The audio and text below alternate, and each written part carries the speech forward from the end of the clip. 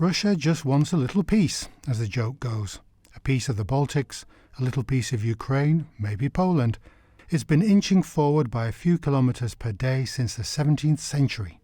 But just how threatening are the recent border adjustments? Many border alterations, just to get a little piece, you understand. Join me, Jan Darasz, for How We Got Here. There have been buoys here marking the border between Estonia and Russia on the Narva River for decades. But last week Russia removed 25 of them in an overnight operation. It came as Russia's defence ministry published a proposal to revise Moscow's maritime border in the eastern Baltic Sea, saying lines drawn in 1985 had used mid-20th century nautical charts that did not correspond to modern cartographical coordinates. The Kremlin's move sparked international anger. Just a day later, the draft bill was deleted from the ministry's official portal. Russia had regarded the Baltic as its backyard, but its war in Ukraine has seen both Sweden and Finland seek greater security by joining NATO. Estonia's foreign minister described Moscow's border move as a deliberate provocation, designed to destabilize an area it once regarded as its own. We have to understand as well that Russia is just pushing the limits and also playing in our fears. And the fear, what I'm calling here is the fear of escalation. But we are in a very solid ground in the meaning of asking the question, what is the escalation? If it's not already the escalation, what Russia is doing in Ukraine, but also already in Europe. I'm not talking about only this kind of special services organized attacks in Estonia, but we know already all over Europe this kind of actions. The move was straight out of the Kremlin playbook, sow the seeds of uncertainty to confuse and confound Moscow's foes. In April, Estonia accused Russia of violating international airspace regulations by interfering with GPS signals. Finnair announced a temporary suspension of its flights to Tartu in eastern Estonia after GPS disturbances prevented 2 aircraft from landing. Finnish media have recalled the 1939 winter war with the Soviet Union. The following year, this led to a peace treaty in which Helsinki ceded several border areas to the USSR. Most recently, China has used this tactic as it attempts to expand the area it controls by occupying or projecting its presence in remote locations, such as here in the disputed Spratly Islands. Beijing has had regular run-ins with fishing vessels or border patrols. Here, the Philippine Coast Guard is targeted by Chinese water cannon. Estonia's foreign minister described Moscow's moves as absurd. Nevertheless, they cause concern in the EU and NATO, as Moscow looks to explore and exploit escalating tensions with the West. There may well be more Kremlin campaigns ahead designed to confuse its neighbours.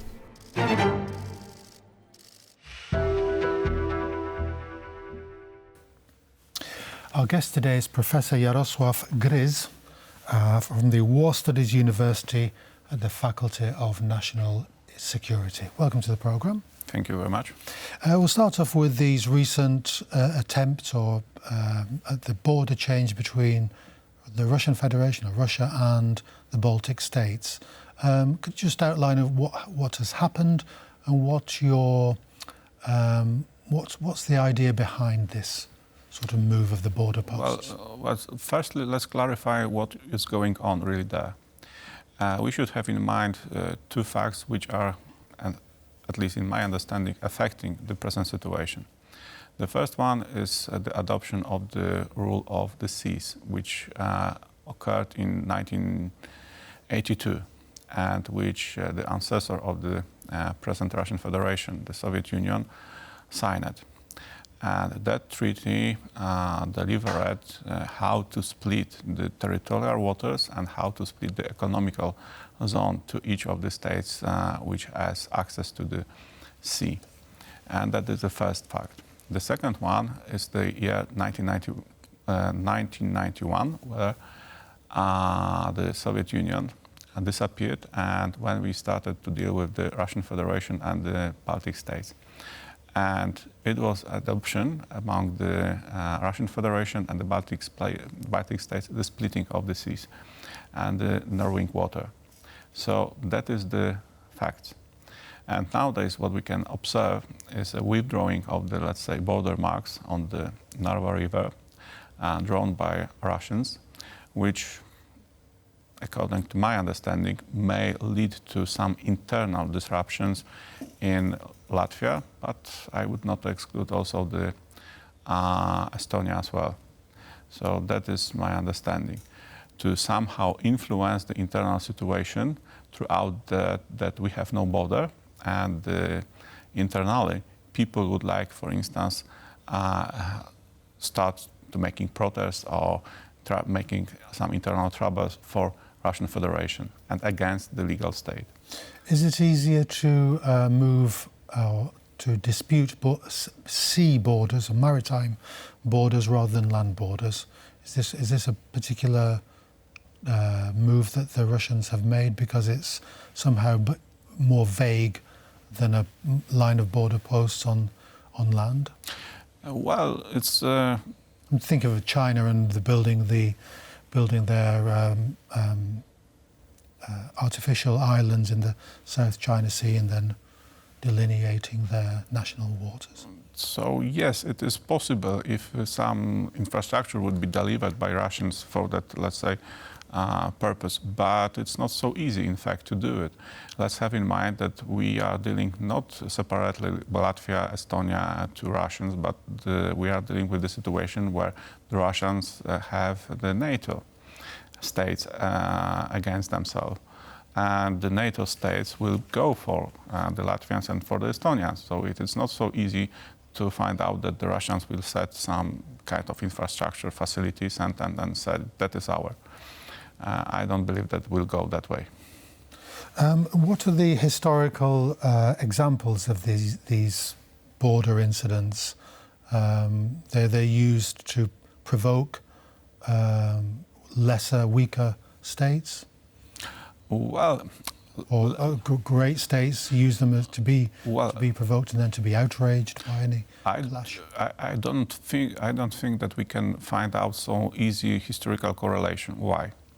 Because we are dealing with NATO, and the alliance itself had never been harmed by such a situation. So that is something new in terms of international relations. And for that purpose, we do not know how the alliance itself as whole will react towards the actions driven by Russians. So that is something exceptional in terms of what is ongoing and how we are at least starting to deal with the situation. I believe that the reaction will be common. The common, that means the Baltic states and the rest of the alliance will take an action against the Russian Federation. But in the sense, we should have also in mind what is the broader sense of the Russian Federation actual policy, where the discussions are going in the United States about the, let's say, permission for using the weapons delivered to Ukraine to targeting something on the Russian territory. So I also believe that this is some kind of correlation between this harming of the, let's say, borders of NATO in context of using the weapon delivered by the NATO states. So that is an element, I think, that we should also take into consideration.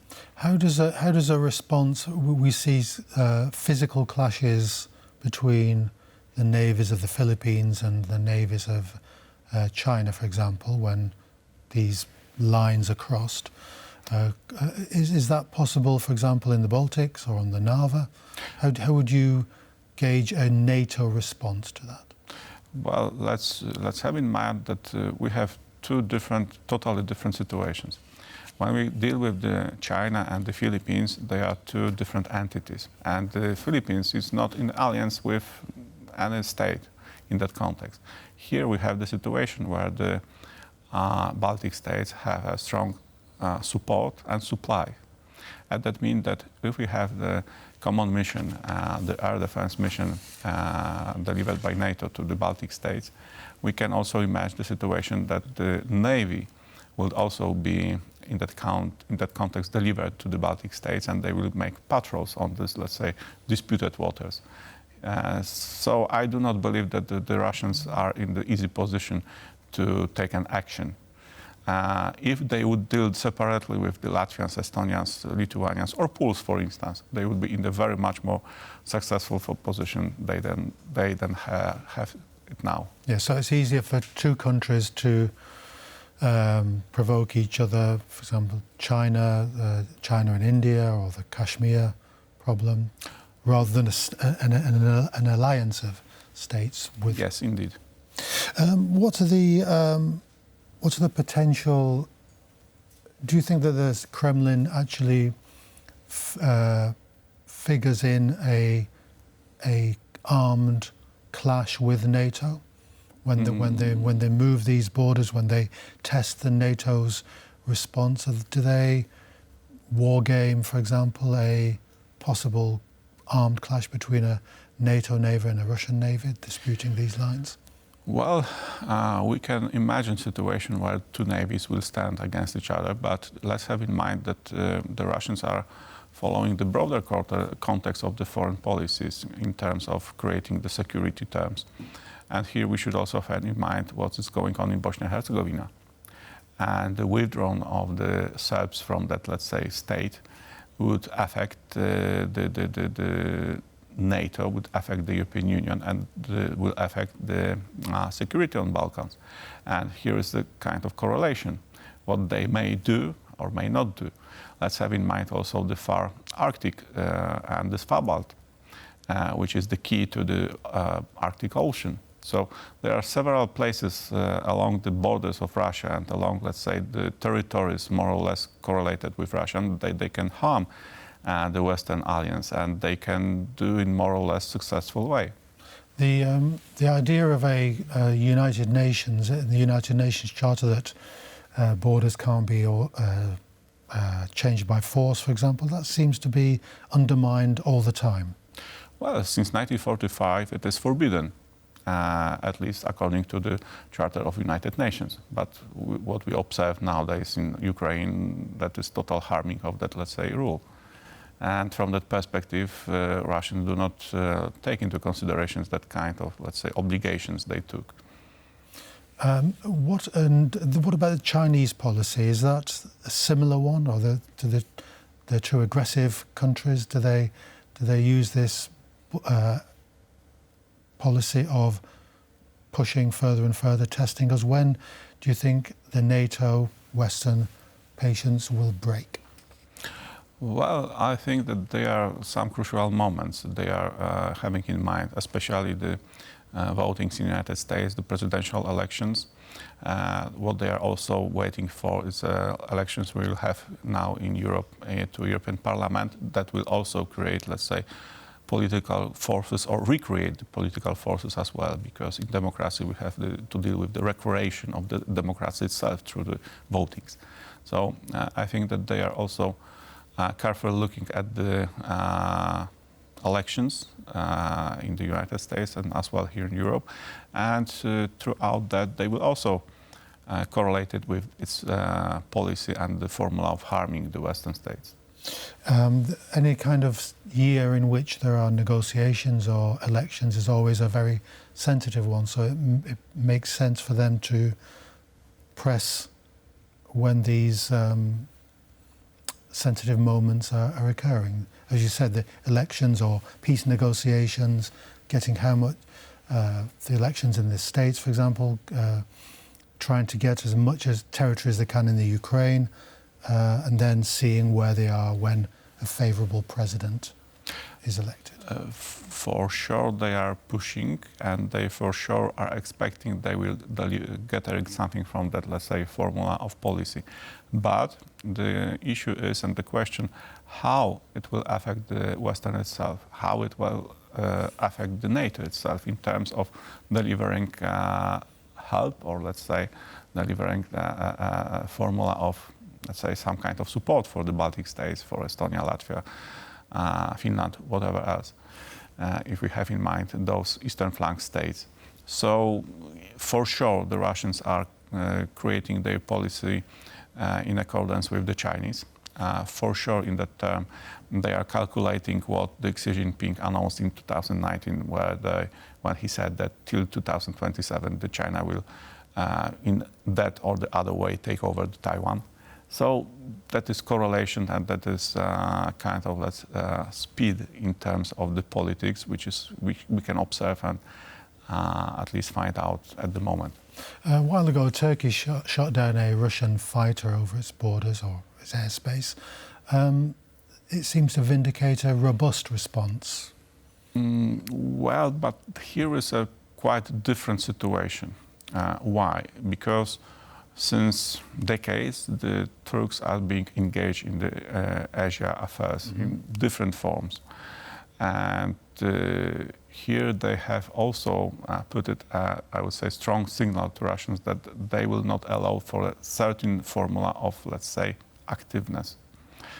But we have then to deal with the whole scope of the issues coming out from the Middle East in terms of Turkey, Syria, Turkey, Iran, Turkey, Russia, Turkey, Caucasus states, and so on. So that is creating very different situations, uncomparable, at least to my understanding, to what we have in the Baltic states. Okay, Professor Gryz, thank you very much for coming on to our programme. Great to have you. Thank you very much.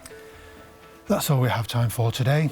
Join us next time again for How We Got Here.